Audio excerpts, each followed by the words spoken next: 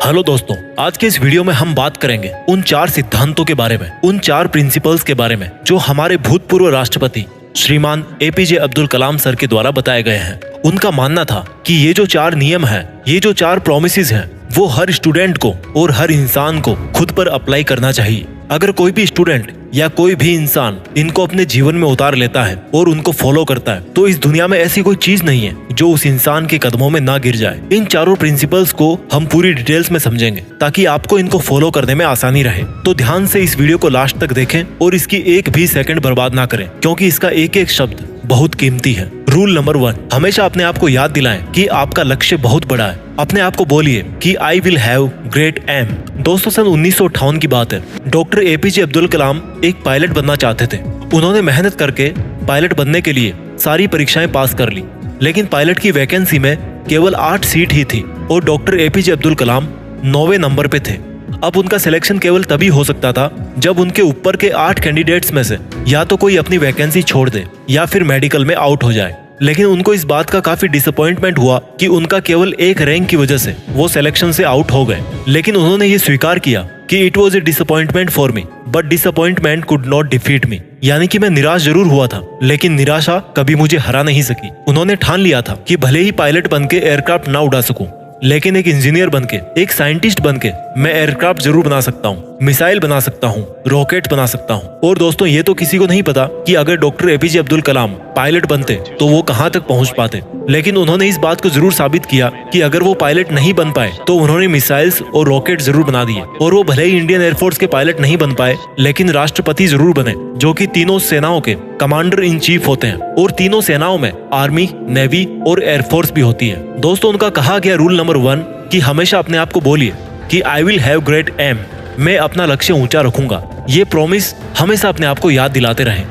Rule number 2, दोस्तों, rule number 1 के बाद में बात करते हैं रूल नंबर 2 की। रूल नंबर 2 है हमेशा अपने आप से बोलिए कि I will continuously acquire knowledge, यानी कि मैं हमेशा लगातार ज्ञान हासिल करता रहूंगा। दोस्तों, अब उनके इस दूसरे रूल को हम उन्हीं की जीवनी से समझते हैं। डॉक्टर एपीजे अब्दुल कलाम को मिसाइल मैन के नाम से भी जाना जाता है। वो एक इंजीनियर थे, एक वैज्ञानिक थे। उन्होंने बहुत सारे मिशंस को लीड किया और सक्सेसफुल भी रहे। उन्होंने पद्म भूषण, पद्म विभूषण और भारत रत्न जैसे हाईएस्ट सिविलियन अवार्ड जीते। वो भारत के 11वें राष्ट्रपति भी बने। लेकिन इसके बावजूद भी उन्होंने ये माना कि वो अपने आप को एक टीचर समझते हैं, वो अपने आप को एक अध्यापक समझते हैं। और उनको सबसे ज्यादा खुशी तब मिलती है जब उनका कोई स्टूडेंट PhD पूरी कर लेता है। यानी कि उनकी लाइफ में अगर सबसे ज्यादा जरूरी कोई चीज थी तो वो थी एजुकेशन, नॉलेज।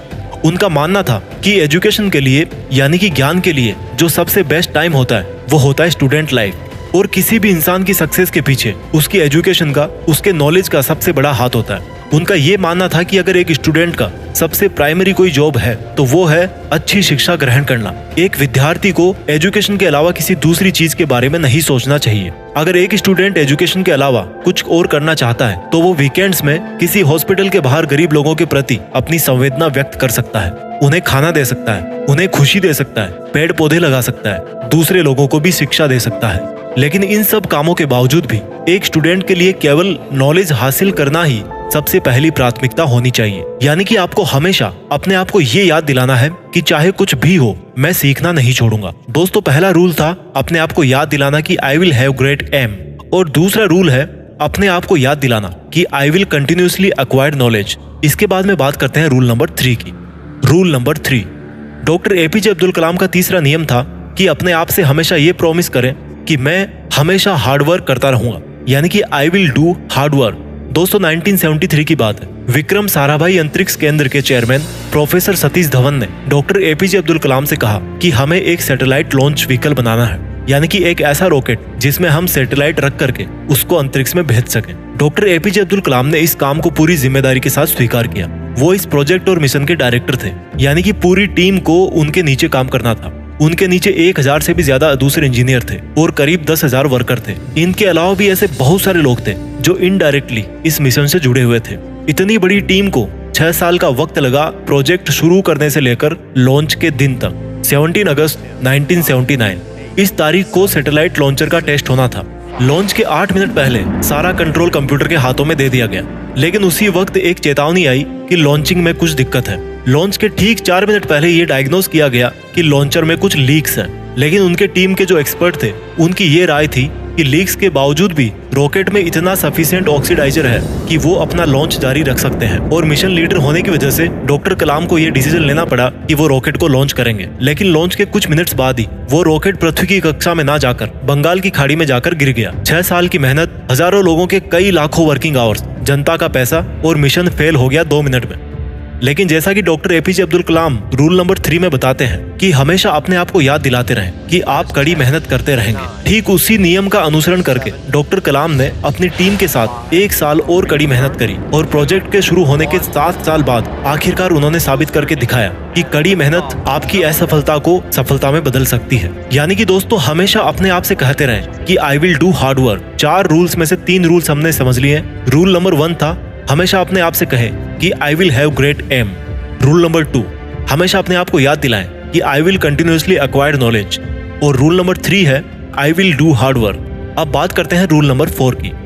रूल नंबर 4, दोस्तों, जो कहानी मैंने आपको रूल नंबर 3 में बताई, जिसमें 7 साल बाद जाकर मिशन सफल हुआ, वहीं से निकल के आता है रूल नंबर 4, यानी कि हमेशा अपने आप को ये याद दिलाते रहें कि आई विल प्रिजर्वेयर एंड सक्सीड। प्रिजर्वेयर का मतलब है लगातार काम करना, चाहे कितनी भी मुसीबत आए, कॉन्स्टेंटली आगे बढ़ते रहना, अपने शब्दों पे और अपने वचनों पे कायम रहना। किसी में इतनी हिम्मत ना हो कि आपके हौसलों को कम कर सके। हम में से ऐसे बहुत सारे लोग हैं जिनकी आंखों में कुछ सपना है, जो कुछ करना चाहते हैं, वो काम करना शुरू करते हैं अपने सपनों पर, लेकिन समय बीतने के साथ साथ उनकी विल पावर कम होती जाती है। दोस्तों, आपको किसी भी कीमत पे अपने हौसलों को नहीं टूटने देना है। डॉक्टर एपीजे अब्दुल कलाम का मानना था कि आप तब तक अपनी जिद मत छोड़िए जब तक आप अपने लक्ष्य तक नहीं पहुंच जाते।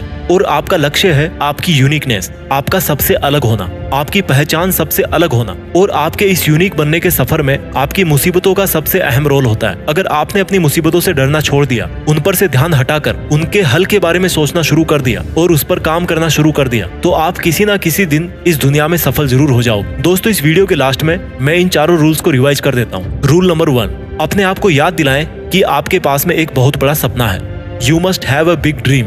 रूल नंबर 2, अपने आप को हमेशा याद दिलाएं कि आपको कभी सीखना नहीं छोड़ना है। Means you must continuously acquire knowledge. Rule number 3, कड़ी मेहनत करें, मेहनत में कोई कमी ना छोड़ें। और रूल नंबर 4, उस मेहनत को लगातार करते रहें। और ऐसा अगर आप करते रहोगे तो आप एक दिन जरूर सफल हो जाओगे। दोस्तों, आज हमारे बीच में मिसाइल मैन, इंजीनियर, वैज्ञानिक और भूतपूर्व राष्ट्रपति डॉक्टर एपीजे अब्दुल कलाम सर नहीं है।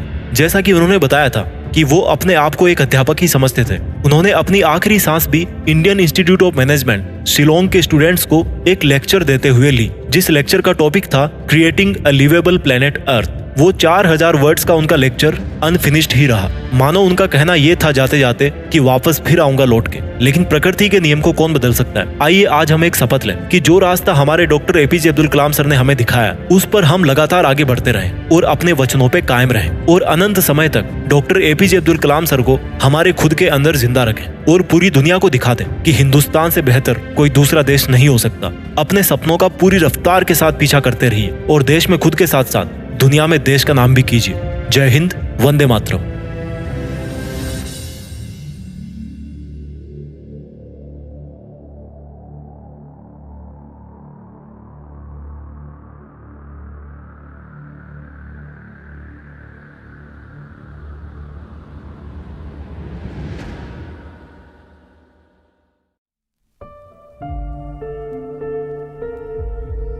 जीत फिक्स।